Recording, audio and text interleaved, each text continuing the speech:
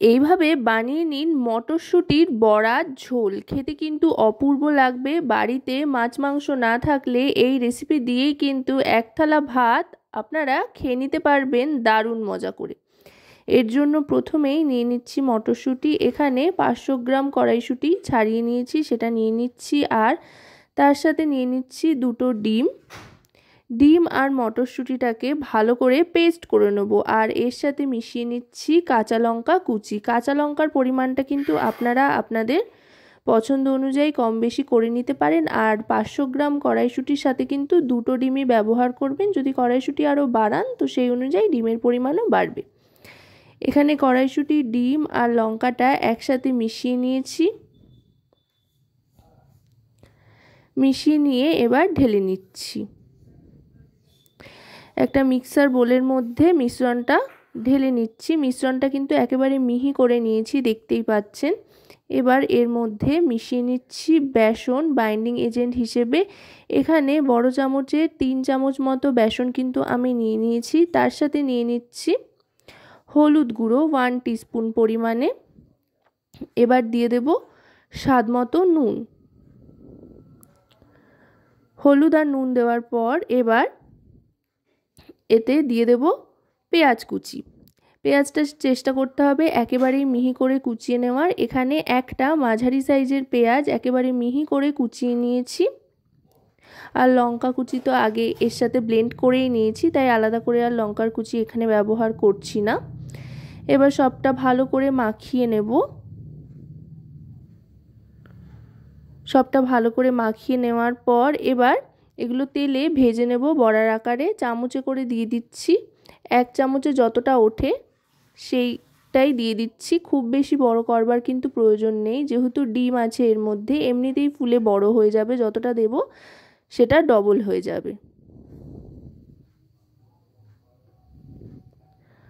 দিয়ে দিচ্ছি এইভাবে প্রত্যেকটা দিয়ে এবার লালচে করে ভেজে নেব। এগুলো কিন্তু ভাজা খেতেও দারুণ লাগে। আর ঝোল বানালে কিন্তু আরও সুস্বাদু হয় খেতে। খুব নরম তুলতুলে হয় আর খেতেও অপূর্ব হয়। এবার এগুলো ভেজে নিচ্ছি আস্তে আস্তে। আমি মোটামুটি 2 থেকে 3 ব্যাচে এই বড়াগুলো ভেজে নিয়েছি। দেখুন এগুলো কত সুন্দর ফুলে ফুলে আরও বড় হয়ে উঠছে। আর দেখতেও কিন্তু বেশ লোভনীয় হয়েছে।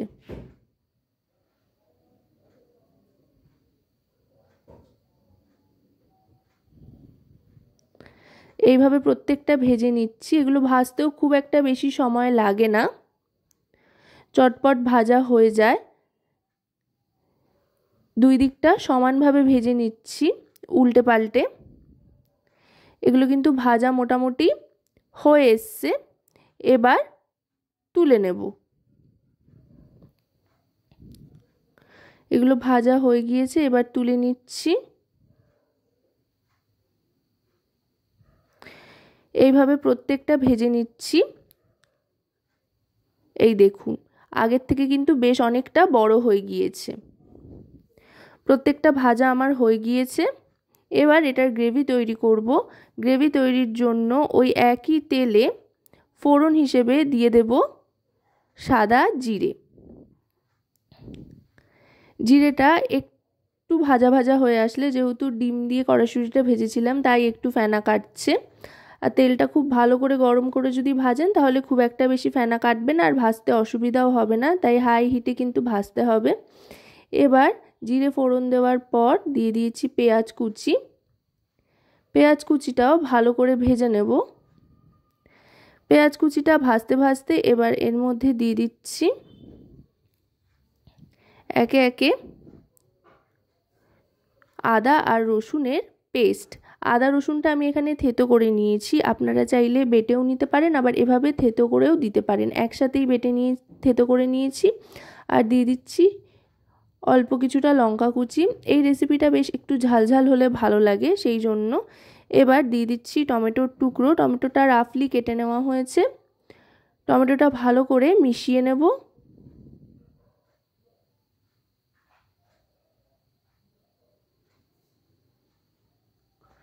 টমেটোর টুকরোটা ভালো করে মিশিয়ে নিচ্ছি ভাজা ভাজা করে।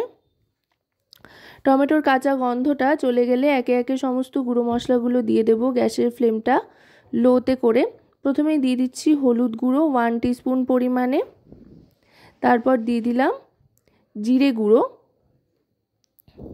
এবার দিচ্ছি কাশ্মীরি রেড চিলি পাউডার, এতে করে সুন্দর একটা রং আসবে, আর দিয়ে দিচ্ছি পরিমাণ মতো নুন। এবার কিন্তু ভালো করে মশলাটাকে কষাতে থাকতে হবে। গ্যাসের ফ্লেমটা মিডিয়াম টু লোতে রেখে যতক্ষণ পর্যন্ত না মশলা থেকে তেল ছাড়ছে। আশা করব রেসিপিটি আপনাদের ভালো লাগবে। ভালো লাগলে অবশ্যই রান্নাবাটি চ্যানেলটিকে সাবস্ক্রাইব করে লাইক শেয়ার কমেন্টের মাধ্যমে আমাদের পাশে থাকবেন, আর পাশে থাকা বেল আইকনটি অন করে দেবেন সবার আগে সমস্ত রকম নতুন রান্নার নোটিফিকেশান পাওয়ার জন্য। আর যদি রেসিপিটা আপনারা আমাদের ফেসবুক পেজ থেকে দেখেন তো অবশ্যই রান্নাবাটি ফেসবুক পেজটিকে ফলো করার অনুরোধ রইল। এবার ধনেপাতা কুচি দিয়ে ভালো করে আরও আরেকবার মিশিয়ে নিলাম। ধনেপাতা কুচিটা অপশানাল, বাড়িতে ছিল সেই জন্য দিলাম। যদি ধনেপাতা কুচি না থাকে তো ধনেপাতা কুচি ছাড়াও কিন্তু এটা বানাতে পারেন, স্বাদে খুব একটা কিছু হেরফের হবে না। এবার বেশ খানিকটা পরিমাণে জল দিয়ে দিলাম। জলটা একটু বেশি করে দিলাম কারণ যেহেতু এই বড়াগুলো যেগুলো কড়াইশুঁটি দিয়ে বানিয়ে রেখেছিলাম সেগুলো কিন্তু ঝোল অনেকটাই টানবে, সেই জন্য একটু বেশি করে দিলাম। ঝোলটা দিয়ে এবার এটাকে ফোটানোর জন্য গ্যাসের ফ্লেমটা বাড়িয়ে দেব।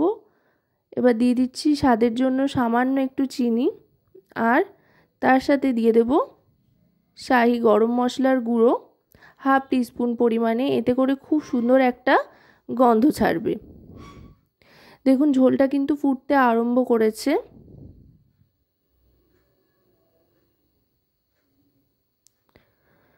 ঝোলটা বেশ টকবক করে ফুটছে। এবার এতে দিয়ে দিচ্ছি তৈরি করে রাখা বড়াগুলো এক এক করে।